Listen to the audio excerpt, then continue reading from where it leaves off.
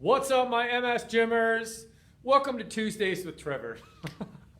Thank you for being patient on waiting for your Motivation Monday awesomeness till Tuesday, so you can spend Tuesday with Trevor. Let me scoot this camera over a little bit so that light isn't directly in your eyeballs there.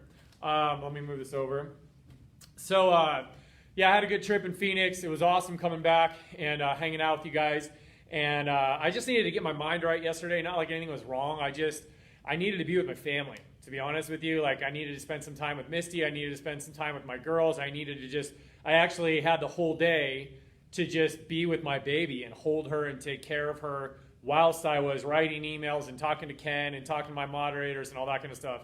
And it wasn't like a juggling act. It was just, I was just flowing yesterday. And I was like, I just want to enjoy this and feel it. And I missed them. Like, I was gone for 5 days and I missed my girls. And this time being gone, like, it hit me pretty hard that I just love them and I appreciate them, and they add so much to my life. And when I'm away from my family, it leaves this void and this yearning to get back to them. So absence does make the heart grow fonder.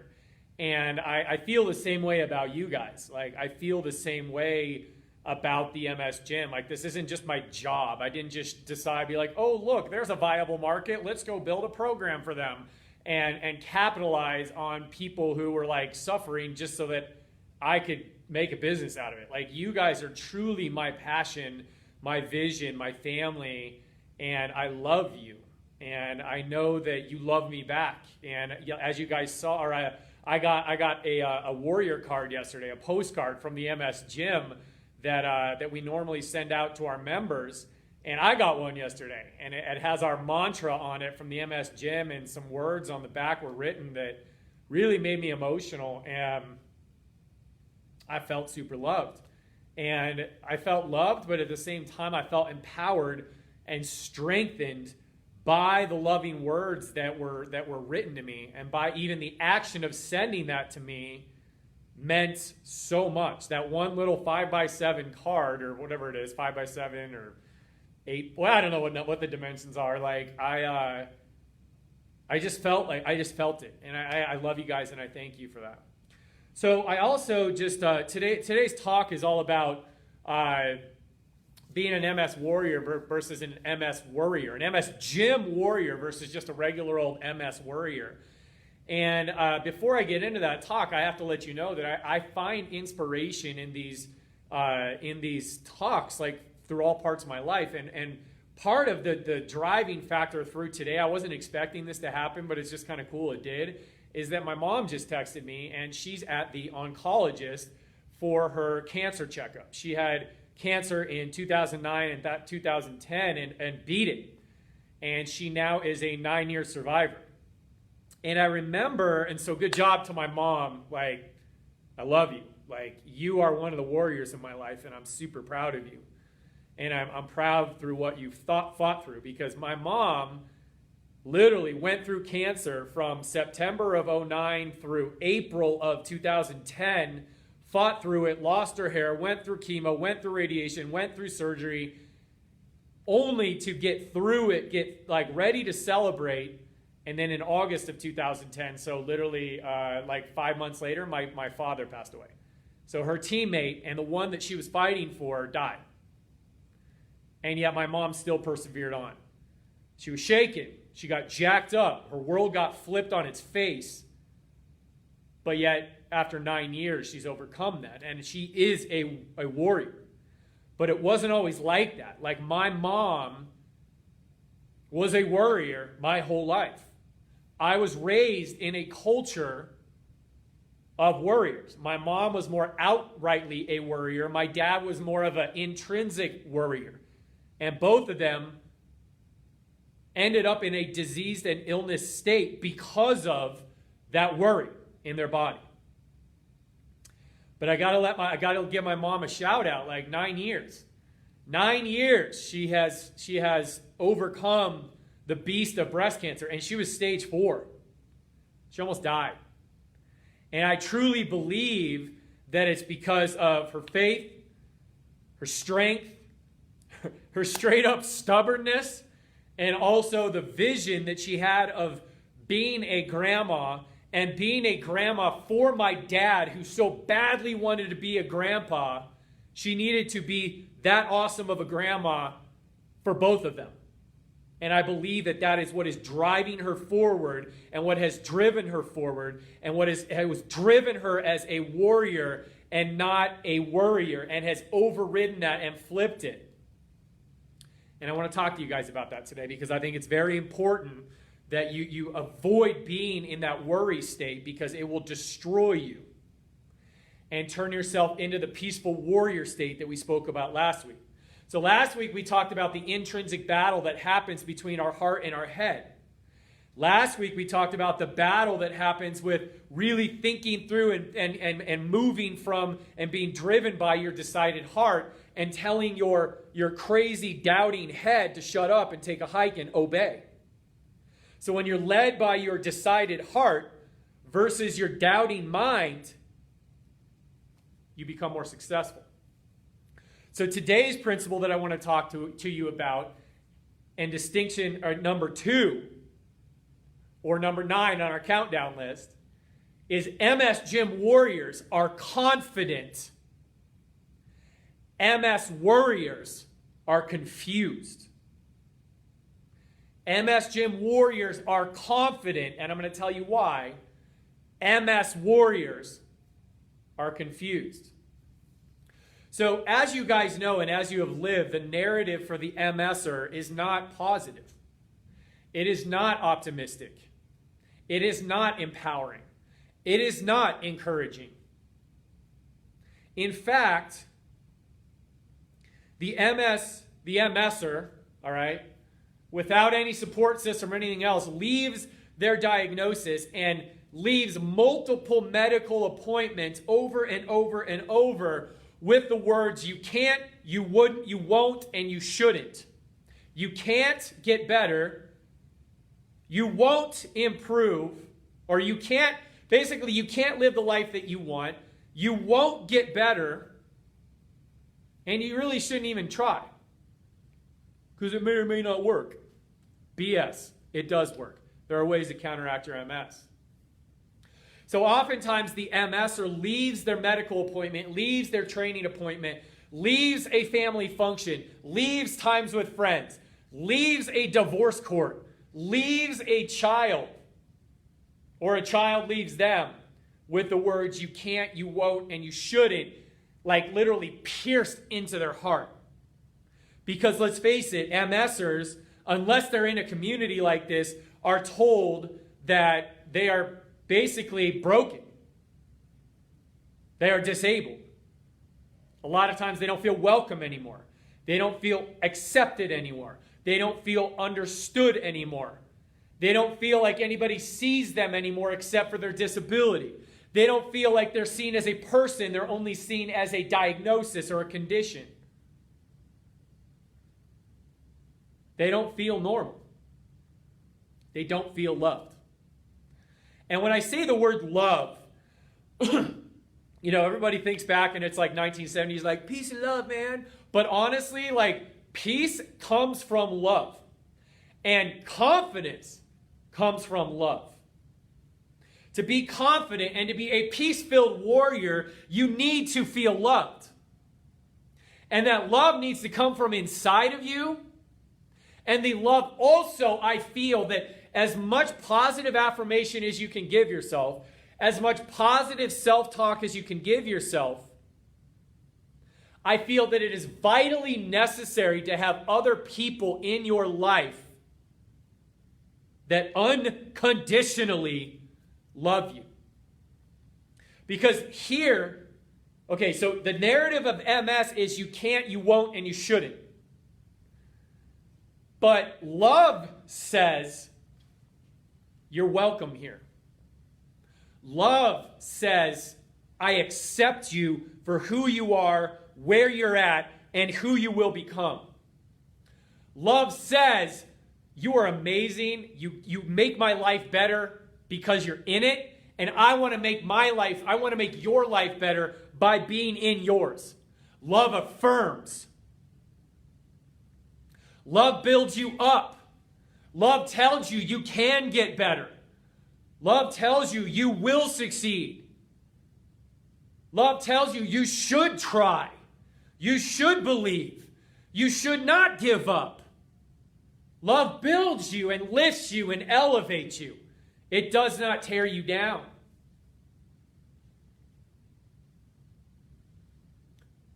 Love encourages you. Love equips you. Love tells you that it's going to be okay on your worst days. Love gives you the tools that you need to succeed, whether it's a word, whether it's a program, whether it's just a text, whether it's a sticky note, whether it's a voicemail, whether it's a phone call, whether it's a little 5x7 card.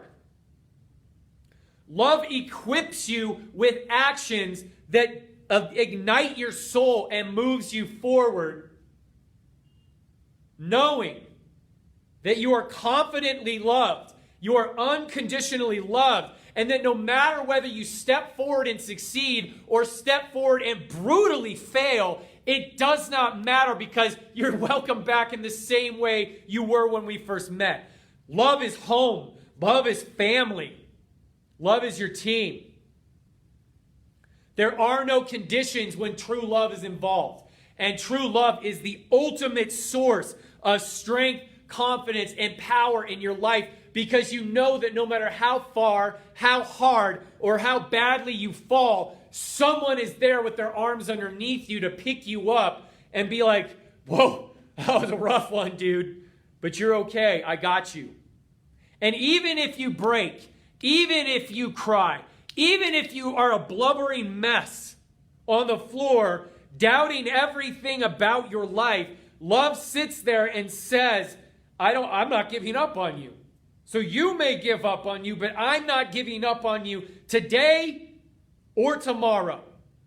I will pick you up. I will sit here with you in your ball of mess, and I will wait for you to come out of it, and I'm going to sit here with you and not let you go. I will never let you go. That is love.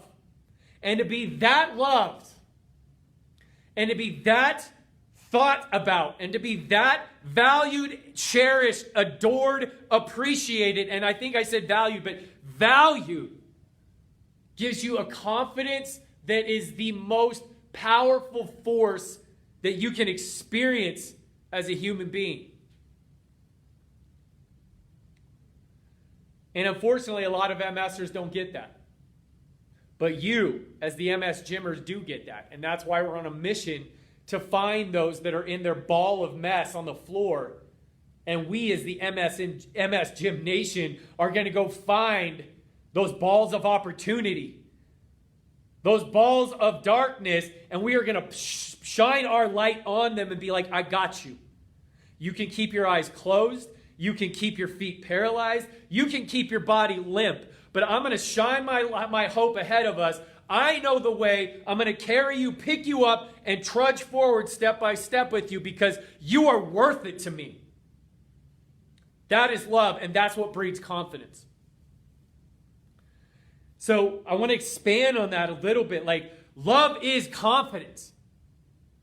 And that love that you need as a human being to fight through circumstances like living with a chronic illness and all of the crap that comes with it, and all of the threat that comes with it, physically, emotionally, spiritually, financially, maritally, relationally, occupationally, and just cognitively,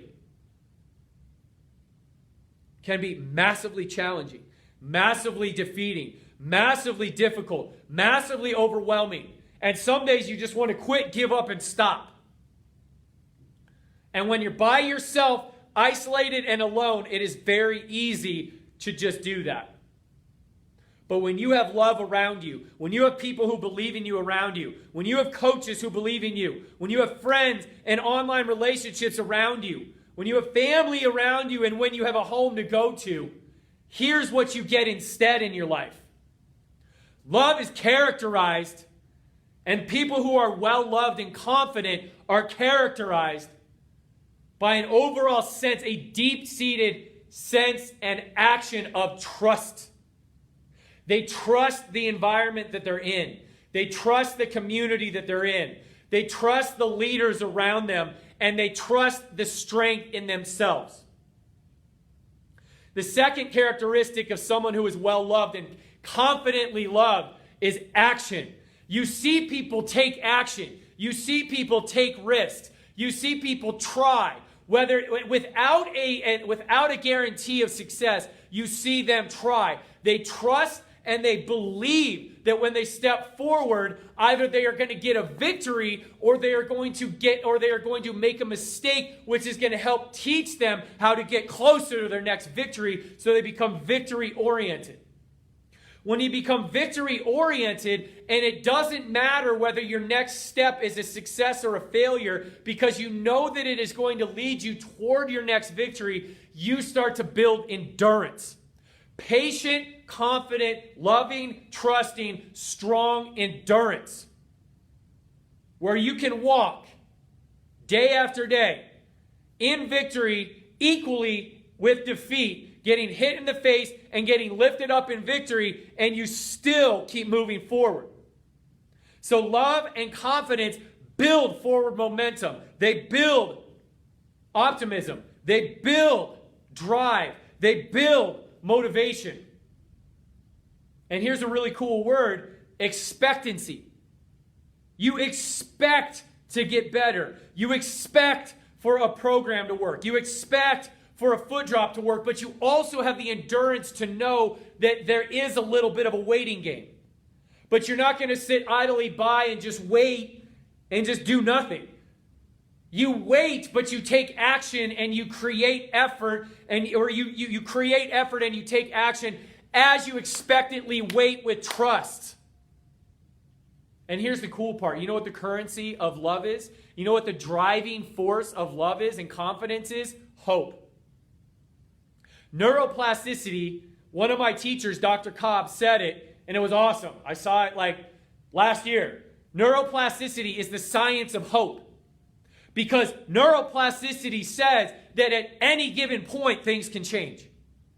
You are not stuck with an MS brain. You are not stuck with a cancerous breast. You are not stuck with an abused background, an abused mind. You are not stuck in an impoverished state. You are not stuck isolated and alone as a divorcee. Anything can change at any given point due to the power of the human brain. And neuroplasticity is the science of hope. MS Gym is the community of hope. Because if you look at the flip side, you guys, here's the flip side. So that all sounds well and good, and light is happening, right? But think about the flip side. I'm going to give you a contrast. Confusion is driven by lies. The lies that you've been told are you can't, you won't, and you shouldn't.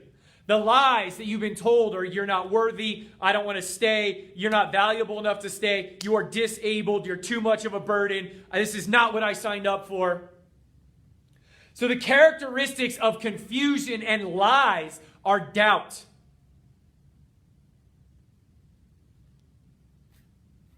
criticism, complaining, and arrogance. And you're like, what? I'll get to that in a sec. But lies, and the fuel of lies is fear. And a lot of times when you meet someone who complains, who's negative, who's skeptical, and who's cynical, jaded, that's a defense mechanism. Because their roots and their system are rotten with fear. Because here's the thing, you guys, is that if you are loved well and loved unconditionally, that builds a confident hope inside of you. And that confident hope gives you the audacity to say, MS sucks, I hate that I have to live with it, but I believe that there's a purpose behind it to make my life better. The audacity to stand in the face of the MS community and be like, you know what? MS sucks. It's jacked my world up sideways. But because I know that I'm loved well, I have a confident hope inside of me that tells me that I know that deep in my heart, I listen to the voice in here and it tells me that there's a purpose behind it. And through difficulty, struggle, and victory, I am going to seek out that purpose. I'm going to accept my circumstances. I'm going to seek meaning. And I'm going to feed my soul on hope, because hope is light and hope will show me the way forward, where lies and confusion and hate and just bitterness and anger will only blind me and cloud my path. Because here's the thing, you guys, like lies, doubt, confusion, they blind you. They blind you. They spin you around in a fog, and they do not let you see any way forward and any way out. They just remind you that you're in a prison. Confusion makes you resist your circumstances and hate them. They make you reject the idea that there's a purpose behind your suffering, because how could that happen to me? And then the arrogance starts. When you are arrogant enough to sit there and be like, this doesn't work, you guys are fooling yourself, this exercise thing doesn't work, Coach T's full of crap, like this dude's just taking you for a ride, he's just trying to make money, like he's just feeding you a line of BS, like I'm going to sit here, arms crossed, eyes crossed, legs crossed, show me, prove it to me, and even if I do prove it to you, to the 1,200 victory stories we have, you're still going to sit there and repel any type of meaning in the fact that you may be suffering, and that you could use your suffering and could use the circumstances to actually make your life better and make this count for something. Why would you suffer in vain when you could suffer on purpose? For a purpose, by a purpose, and then potentially use your suffering to help someone else who's way back here suffering way more just like you used to, or use that suffering and the victory over that suffering to become a hero to yourself, your family, to the community, and the people around you. Like, make your life count for something. Make your suffering count for something. Look at your enemy, be like, what you got? Spit in his face and be like, I'm going to use everything you throw at me against you. That's how we roll in here. Those are the people who are successful in here. Because I tell you what, you guys, like when you fear, when you wake up on a daily basis and you are full of dread, terror, in the realization, or maybe just the perception, not even the realization, it is a false perception that your life has no meaning, has no purpose, and you are suffering just to suffer and life sucks, then your life will be full of fear and doubt and darkness on everything that you do. You will never get better.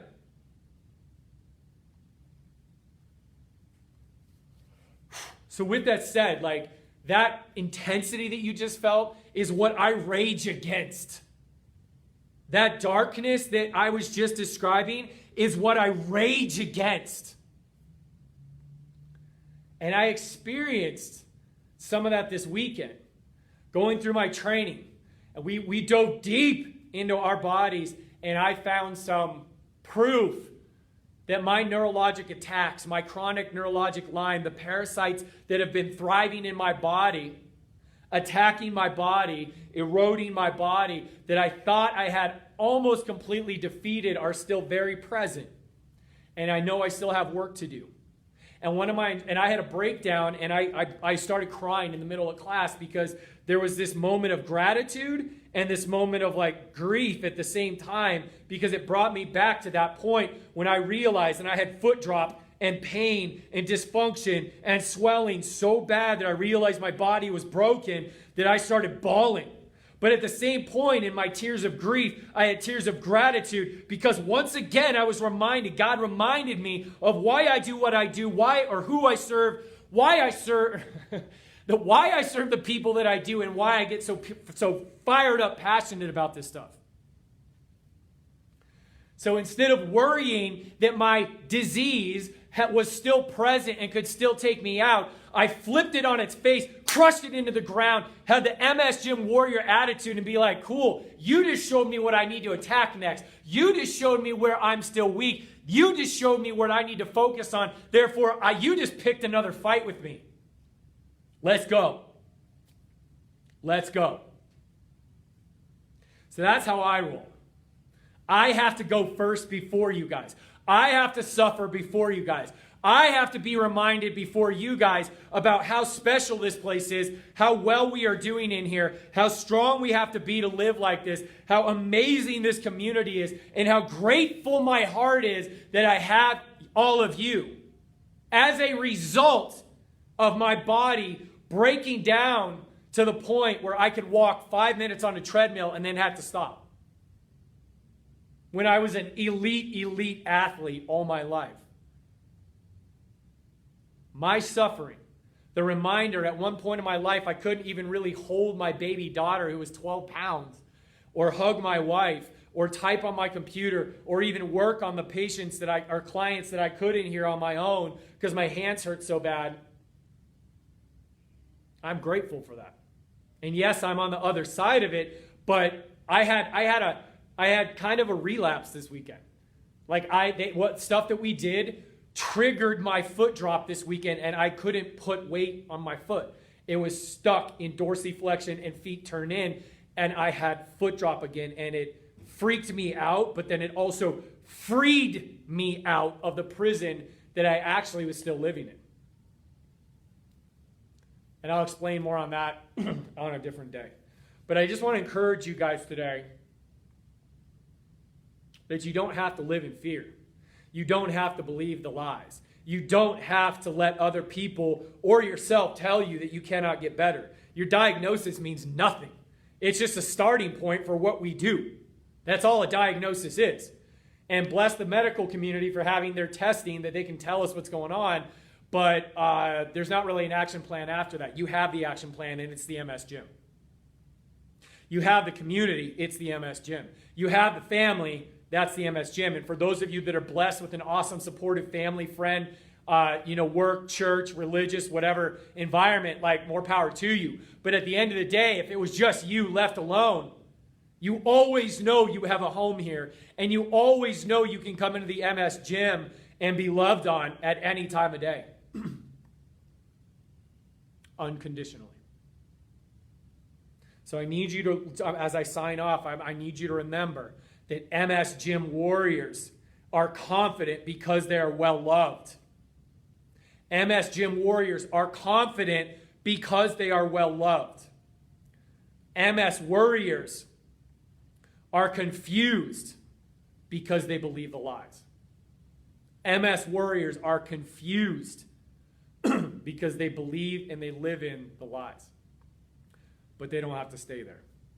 And even if you kind of go back there sometimes, it's nothing to feel bad about, condemn yourself about, or beat yourself up over, because I've gone there too. I go there too.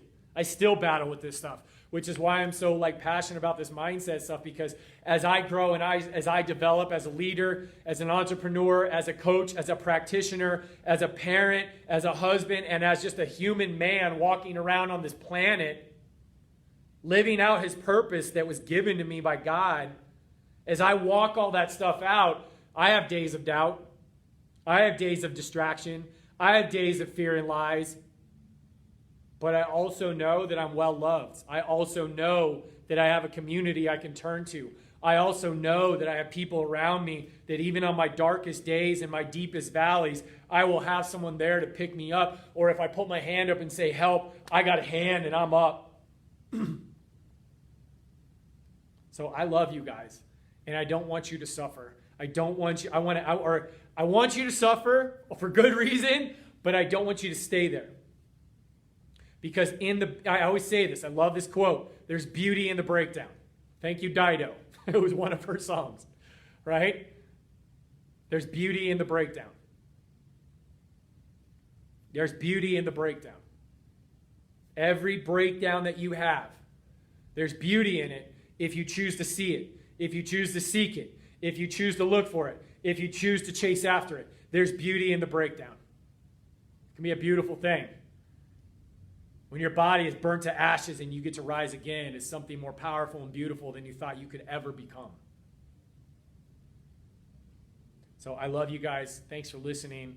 Thanks for waiting. And I passionately am committed to you guys. And I want to give you the best because you deserve the best because you are the best. And I will say that about my MS Gymmers till the day that I am no longer on this planet and off into eternity. So you guys are amazing. I love you to pieces. Thank you for being here. I hope this helped. I will talk to you later.